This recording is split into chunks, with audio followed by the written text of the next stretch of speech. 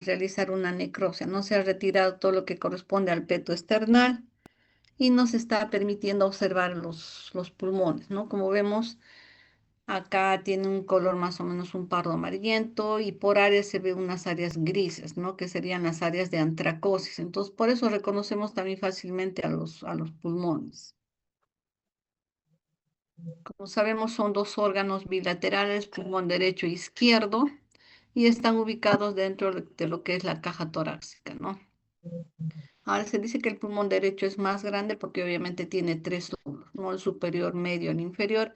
A diferencia del izquierdo, encontramos el superior, el inferior y la línea, ¿no? Entonces, ambos campos pulmonares van a tener abundantes alvéolos, sacos alveolares y van a tener también dentro de su estructura la división de los bronquios, ¿no? Tiene, digamos, un aspecto esponjoso cuando nosotros lo retiramos. Este aspecto esponjoso es porque, digamos, hacemos una compresión y en verdad permite, digamos, aplastarse, ¿no? Y luego regresa a su estado normal. Entonces, esta apariencia esponjosa es característica del parénquima pulmonar, ¿no? Que sean zonas depresibles.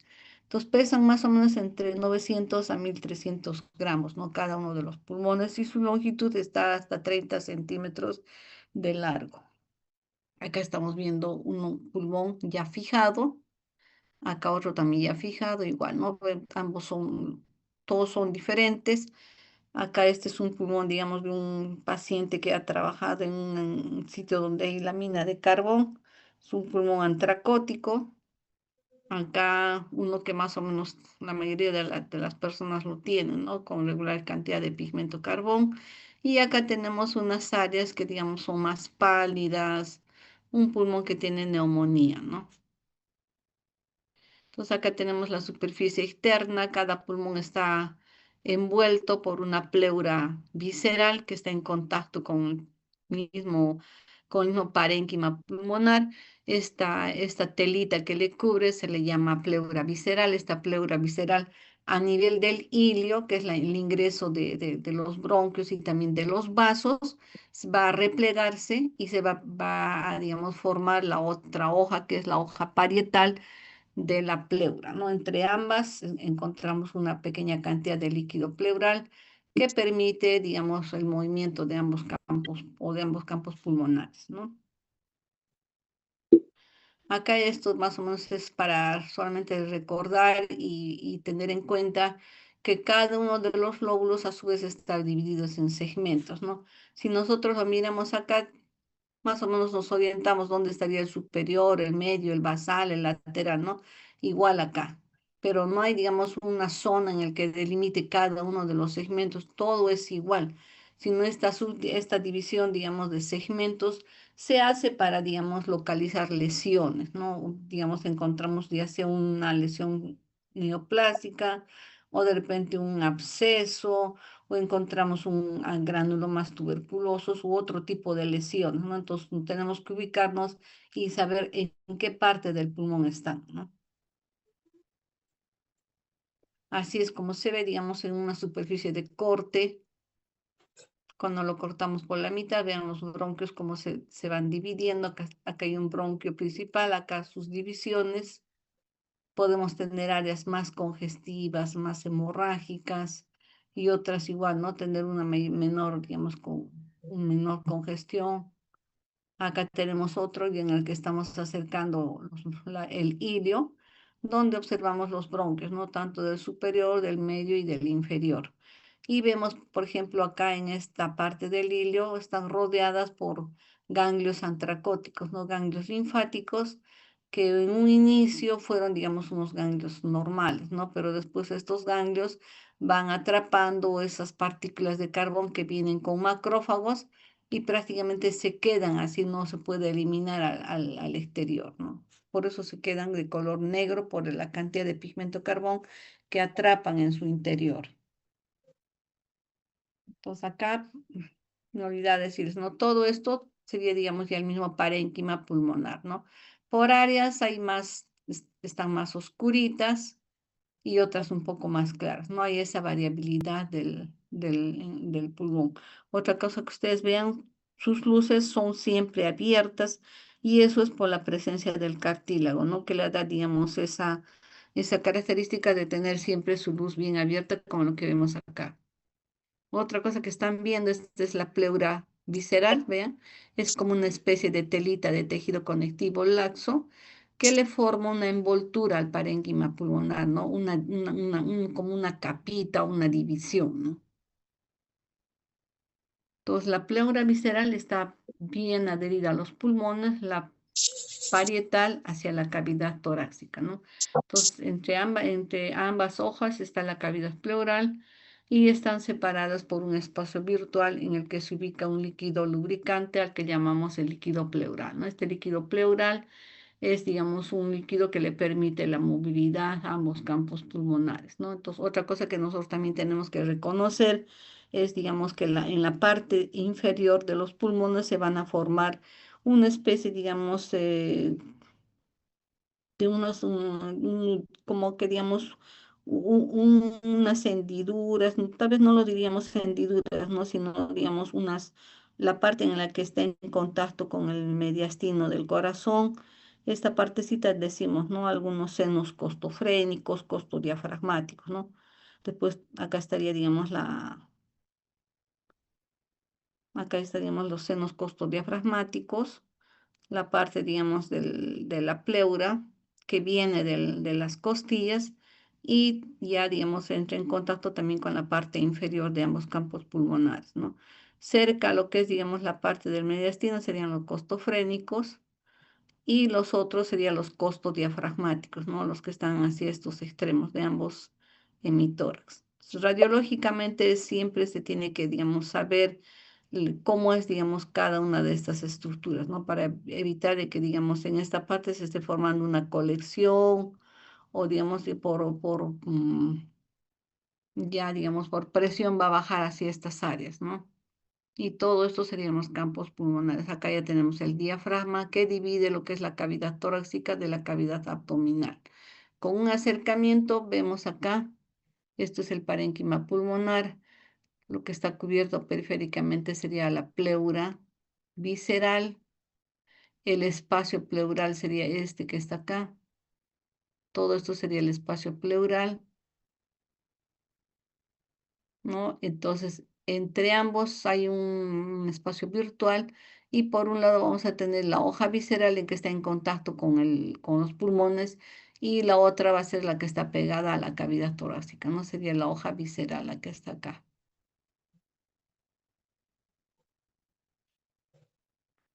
Pues radiológicamente esto se puede, digamos, visualizar y generalmente siempre cuando que tenemos una placa reconocemos todas estas estructuras, ¿no? Lo que es, digamos, el botón, los botones aórticos, la silueta cardíaca, los senos costofrénicos, costodiafragmáticos, a ver si están libres, están comprometidos, cómo se ven ambos campos pulmonares, tienen algunas sombras que asemejen, digamos, cavidades o digamos, lo que llamamos, o sea, en estas partes donde se están separando, digamos, acá tenemos la silueta cardíaca, ¿no es cierto? Que tiene más o menos esta forma. Acá tendríamos los senos costodiafragmáticos, no costofrénico y costodiafragmático. Esto es importante saber porque puede desarrollarse patologías o lesiones neoplásicas a estos niveles, ¿no? O el derrame pleural que simplemente borra todo esto y ya nos está indicando un nivel, ¿no? Entonces, por eso no solamente, digamos, mirándolo así, tenemos que tener en mente cómo es, sino también tenemos que hacernos la idea de que así es esta forma que se ve acá, ¿no? Ahora con la tomografía también nos va a permitir, digamos, hacer cortes a diferentes niveles y ver cómo está, digamos, los campos pulmonares, ¿no? Ya dentro, digamos, del pulmón vamos a tener los bronquios para los lóbulos superior, medio e inferior, ¿no es cierto? Porque antes son bronquios primarios derecho e izquierdo. Y a su vez, una vez que ingresan dentro del pulmón, van a tener sus divisiones. Entonces van a ser los bronquios lobares, ¿no? Del lóbulo superior, del lóbulo inferior izquierdo, igual en el derecho, ¿no? Bronquio lobar superior, medio e inferior. Acá tenemos un cortecito de una vista panorámica. Estamos viendo todavía que estos bronquios tienen todavía cartílago, ¿no? Que le rodea hacia la parte periférica. Tenemos la luz, el epitelio cilíndrico, ciliado, pseudoestratificado que forma la parte de la mucosa y está en contacto con acá con el aire, ¿no? Debajo de este epitelio vamos a tener un músculo liso y la submucosa con glándulas, vasitos, ¿no? Toda esta parte de acá. Acá ven un grupito de glándulas y más periféricamente tenemos al cartílago, ¿no? Entonces, acá tenemos una parte del cartílago, acá otra, este es el mismo cartílago que continúa de la tráquea. Acá en una aproximación, a veces la mucosa hace una especie de pliegues, a veces se puede ver así. Esto también es normal. En algunas partes los pliegues son más altos, más prominentes. Entonces el epitelio sigue siendo todo esto el epitelio, ¿no? ¿Qué encontramos debajo? Debajo vamos a encontrar siempre su membrana basal, ¿no? Sobre la que asienta el epitelio. Debajo tenemos la lámina propia, que es tejido conectivo laxo, y luego vamos a tener ya el músculo liso y los cartílagos, ¿no? Como lo que estamos viendo acá. Músculo liso debajo del epitelio y los anillos cartilaginosos. La luz bien amplia del bronquio, los cartílagos. Acá con un acercamiento tenemos el epitelio del bronquio, es cilíndrico, ciliado, pseudoestratificado. En algunas partes aparece como las células clasiformes, como un allito claro. Por eso que también no se pintan, ¿no? Estas células acá, Glovet cells o calciformes. Acá también hay otra, acá hay otra y acá también, ¿no? Los pliegues que hace la mucosa, músculo liso que le está rodeando. Y por fuera vamos a encontrar por áreas el cartílago, ¿no? Entonces el bronquio va a tener un epitelio respiratorio que es cilíndrico, ciliado, pseudoestratificado. Luego va a haber músculo liso, como lo que estamos viendo acá, bandas de músculo liso. Y vamos a encontrar los anillos los anillos cartilaginosos, ¿no? Que forman la estructura del bronquio, ¿no? Tenemos mucosa, la membrana basal, la lámina propia, músculo liso y cartílago, ¿no? Y a su costado vamos a tener las glándulas mucosas. Ay, ¿qué pasó?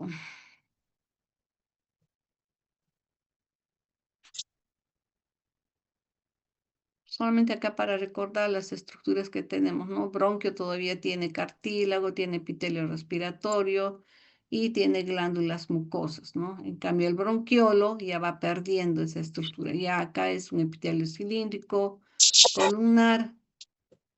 El cartílago prácticamente está acá desaparecido, está ausente, al igual también que las glándulas seromucosas, ¿no? Están ausentes. Entonces, en el bronquiolo respiratorio, que ya sería, digamos, una división más inferior, que es lo que vamos a encontrar, el epitelio que es columnar, cilíndrico, alto, va a cambiar hacia un epitelio cúbico, ¿no? O sea, más pequeño. Las células las Glovet cell o células caliciformes, también las que producen moco, también van a disminuir, ¿no? Y en su lugar vamos a tener a las células de Clara, ¿no? Otro que vamos a encontrar es, digamos, la otra capa viene a ser las fibras de músculo liso. Después vamos a encontrar la ausencia, ya no vamos a tener glándulas ni serosas ni mucosas y la ausencia de cartílago, ¿no? Entonces, esto es básicamente en lo que es el bronquiolo respiratorio. Ya saben, epitelio cilíndrico, columnar que cambia hacia un epitelio columnar más pequeño, ¿no? O cúbico. Las células que producen moco disminuyen y se transforman en células de Clara. Tenemos espirales de fibras musculares lisas y las glándulas seromucosas que también disminuyen, al igual que el cartílago en el bronquiolo respiratorio. Prácticamente es solo epitelio, ¿no? Ahora ese epitelio que era cilíndrico alto cambia hacia un epitelio cúbico más pequeño, ¿ya? Con algunos cilios, y acá ya se hace evidente estas células de Clara, ¿no? Que no son las células de Glovet cell, son otro tipo de células. Como les he dicho, ¿no? El soporte de todo este parénquima está formado por tejido conectivo laxo, y digamos, lo que se observa también es que hay capas de músculo liso, ¿no? Otro que vamos a ver es, digamos, ya acá el bronquiolo respiratorio va a formar lo que es el conducto, ¿no? O sacos alveolares. Estos sacos alveolares a su vez van a tener la división que son los alveolos, ¿no?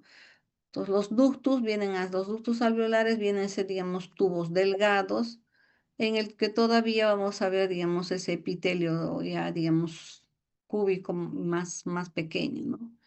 Estos ductos alveolares a su vez van a formar los sacos alveolares, ¿no? Ahora, a este nivel vamos a encontrar todavía hay tejido conectivo laxo y fibras musculares lisas, ¿no? Ya prácticamente cuando ya estamos frente a lo que es un ducto o saco alveolar, vamos a encontrar que el epitelio prácticamente ya se hace plano. Acá vamos a observar ya los neumocitos uno y 2 y vamos a también observar que debajo de estas estructuras hay tejido conectivo, ¿no?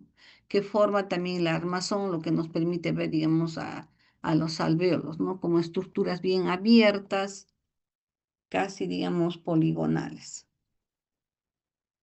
Primero acá tenemos solamente para recordar el bronquio intrapulmonar, que todavía es continuación de la tráquea, serían los bronquios lobares. Tienes el epitelio cilíndrico, ciliado, pseudoestratificado. Después vamos a tener la membrana basal acá.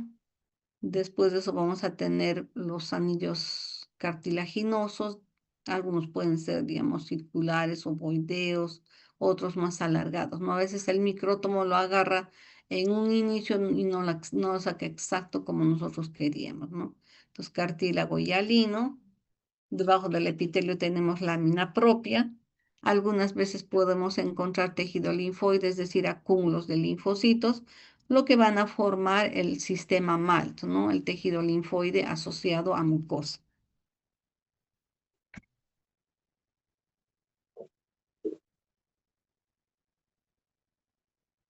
Entonces acá tenemos el bronquiolo respiratorio, mejor dicho, el bronquiolo terminal. Acá ya sería el bronquiolo respiratorio. Y el bronquiolo respiratorio ya va a ir directamente a lo que van a ser los sacos alveolares, ¿no? Entonces vean el epitelio, cómo cambian, un epitelio cúbico, vamos a ver acá en el bronquio terminal, tenemos todavía fibras musculares lisas, ya no tenemos cartílago, ya no tenemos glándulas, ¿no? Entonces acá ya a nivel de la pared del bronquiolo terminal, vamos a ir viendo que en lugar de haber células Glovet cell, vamos a encontrar a las células de Clara, ¿no? Ya en la pared del bronquiolo respiratorio, lo que encontramos es prácticamente que este epitelio cúbico se hace plano para formar lo que es neumocitos uno y 2. Tenemos todavía algo de músculo liso en la parte donde hay epitelio cúbico, pero ya cuando se hace el epitelio plano, alveolar de neumocitos uno y 2, prácticamente ya no hay músculo liso, ¿no? Acá tenemos toda esta especie de cavidades, espacios a los que vamos a llamar los espacios alveolares, un alveolo, otro alveolo y otro alveolo, ¿no? Pueden estar, digamos, juntados, pues se pueden unir tres como que salen de un solo origen. Se puede observar así, no es, digamos, normal. Pueden haber incluso más, ¿no? Como lo que estamos viendo acá a este nivel. Pues acá tenemos el bronquio, el bronquiolo terminal, el bronquiolo respiratorio, el conducto alveolar, ya que directamente entra en contacto con los sacos alveolares. Acá está la división de los bronquiolos, bronquiolo terminal, bronquiolo respiratorio. Este bronquiolo respiratorio a su vez va a formar los conductos alveolares. Acá vamos a observar ya, digamos, cómo se van a formar, van a digamos, la otra estructura que continúa serían los sacos alveolares y a los alveolos, ¿no? Entonces va a haber una transición de lo que es un epitelio cilíndrico hacia un epitelio, digamos, cúbico en el bronquiolo terminal. Este bronquiolo va todavía, las células cada vez se hacen más pequeñas. En el bronquiolo respiratorio prácticamente ya tenemos un epitelio plano. En los ductos alveolares ya tenemos el epitelio normal, ¿no? Neumocitos 1 y 2, epitelio plano. Los sacos alveolares igualmente, ¿no?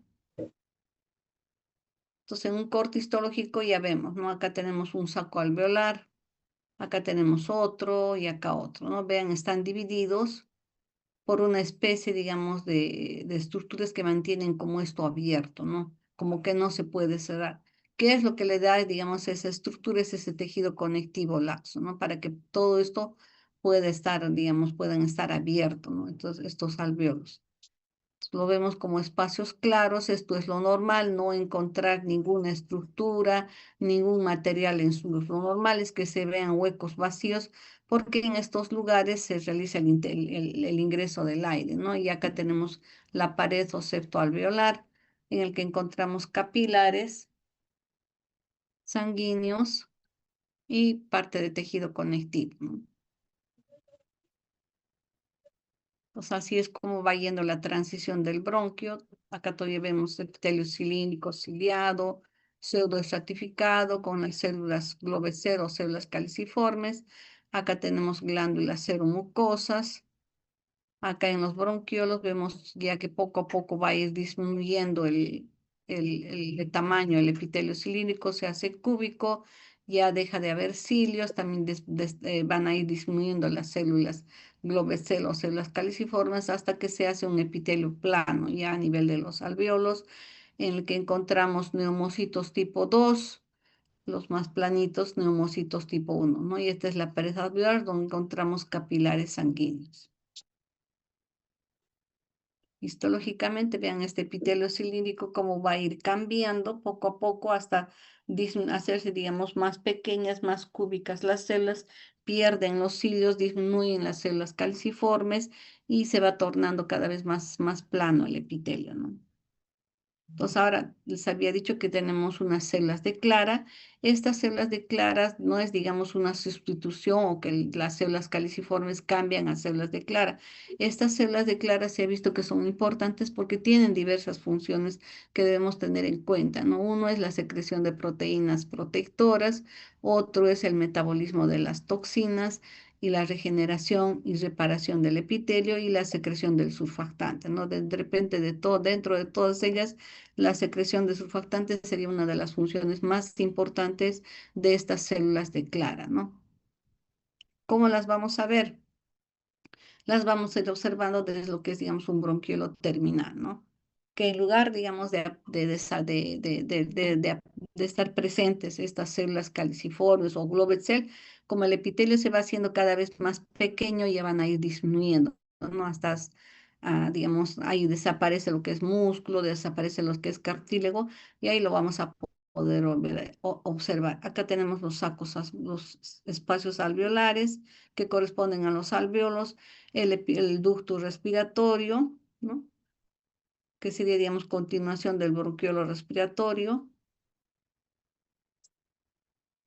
Acá tenemos otra mitad que nos permite ver, digamos, con mayor nitidez este tipo de epitelio, ¿no? Como es que va bajando y en medio de ellas vamos a encontrar unas células que tienen, digamos, son también pequeñas y a las que vamos a llamar las células de Clara, ¿no? Entonces, estas células de Clara también se pueden observar con coloraciones especiales, están, digamos, combinadas con el epitelio respiratorio, ¿no? Entonces los observamos a nivel del bronquiolo terminal. Y como habíamos visto, una de sus funciones importantes es la producción del surfactante y también aparte de las otras funciones protectoras que se tienen. Acá tenemos un cortecito en el que estamos viendo prácticamente espacios alveolares bien pegados a lo que sería la pleura visceral, ¿no? Esa pleura que está bien adherida al parénquima pulmonar. Acá vemos acúmulo de linfocitos. Probablemente haya habido alguna lesión, un proceso inflamatorio, por eso que estamos viendo componente acá, digamos, acúmulos de linfocitos y directamente la pleura, ¿no? La pleura visceral va a tener un tipo de epitelio plano al que le llamamos mesotelio, ¿no? Entonces estas células mesoteliales forman parte de lo que sería la hoja visceral de la pleura, ¿no? Y acá tenemos los espacios alveolares, vean, ya el epitelio se hace más plano. En ese epitelio plano nos queda los neumocitos 1 y 2. Acá tenemos el neumocito 1 que es más plano y el neumocito 2 que, digamos, tiene una más cantidad de citoplasma y hace como una prominencia hacia la luz del espacio alveolar. En otro corte lo podemos también observar así, alveolos, conductos alveolares, ¿no? Como ven, todo esto parece una estructura, parece una malla, parece un tul vacío. Esto es lo normal. No encontrar ni moco, ni componente inflamatorio, ni las paredes engrosadas. Vean, todas son delgaditas. Esto es lo normal. Así es digamos, el parénquima pulmonar, que se parece a un tul o, digamos, a una malla, ¿no? Llena de huequitos. En un corte histológico, acá estamos viendo, por ejemplo, los septos alveolares o paredes alveolares. Parte de esas paredes alveolares lo forman los neumocitos 1 y 2. Estos son las células que están acá. Acá tenemos los neumocitos 2. Son más prominentes y a veces dan la impresión como que se van a caer hacia la luz del espacio alveolar, ¿no? Y los más planos van a constituir los neumocitos tipo 1. Acá tenemos al neumocito tipo 2.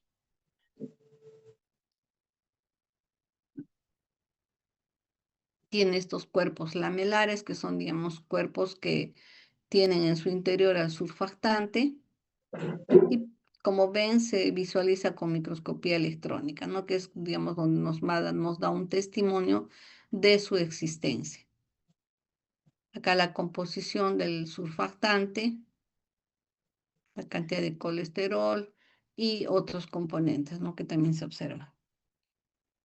Acá tenemos un neumocito tipo 1, tiene su núcleo. Y acá tenemos las vesículas secretorias, ¿no? Este sería un neumocito tipo 2, disculpen, lo que tienen las vesículas secretorias son los neumocitos tipo 2, que no son los que van a producir el surfactante. Entonces, acá vemos un núcleo central, mitocondrias, retículo endoplasmático rugoso, aparato de Golgi, entre otros, ¿no? Acá otro esquema de neumocito tipo 2. Ven esos cuerpos lamelares que son vesículas con surfactante, ¿no? El núcleo. Y esto va a permitir que el espacio alveolar o el alveolo mantenga una tensión superficial, es decir, siempre esté abierta, ¿no? Igual acá los cuerpos lamelares. Acá en este esquemita estamos viendo, ¿no? La pared alveolar. Neumocito tipo 1 el más pegadito, el neumocito tipo 2 aparece como que tuviera una especie de microvellosidades, por eso es más alto, y están en menor proporción, ¿no? Lo que hay en mayor cantidad son los neumocitos tipo 1. Acá tenemos el capilar sanguíneo y acá es donde se realiza el intercambio gaseoso, ¿no? Se deja el CO2 y se recoge oxígeno a través de estos hematíes y lo llevan al resto de nuestro organismo. Entonces, epitelio plano formado por neumocitos tipo 1, más o menos constituye, digamos, el 40% de las células que tapizan el espacio alveolar, ¿no? Y es, digamos, que está en contacto con los capilares, que es donde se realiza el intercambio gaseoso, ¿no? Acá tenemos un neumocito tipo 2, un neumocito tipo 1 y acá está el capilar. Entonces, capilar sanguíneo, este es el núcleo del capilar y acá está la luz, ¿no? Por acá ingresa el oxígeno, a este nivel los hematíes captan el oxígeno y dejan en el anillo carbónico, ¿no? Y los dos los estamos viendo acá como células cúbicas prominentes hacia digamos, el espacio alveolar, ¿no? Y secretan el surfactante. Acá el neumocito tipo 2, tipo 1, el surfactante, vean cómo hace que este espacio constantemente esté abierto y no se cierre, ¿no? Acá igual otro neumocito tipo 2, neumocito tipo 1, acá los capilares y donde se realiza el intercambio, ¿no? Acá en este corte histológico igual vemos eritrocitos dentro de los capilares de los septos alveolares. Algunas veces se ve, digamos, que los septos alveolares no están tan abiertos, algunos están más abiertos y otros más colapsados, como se ve acá. Aún así, esto es un parénquima normal, ¿ya? Acá vean otro, se ve un poquito más abierto, capilares en contacto con la misma pared, ¿no? Son vasos bien pequeñitos.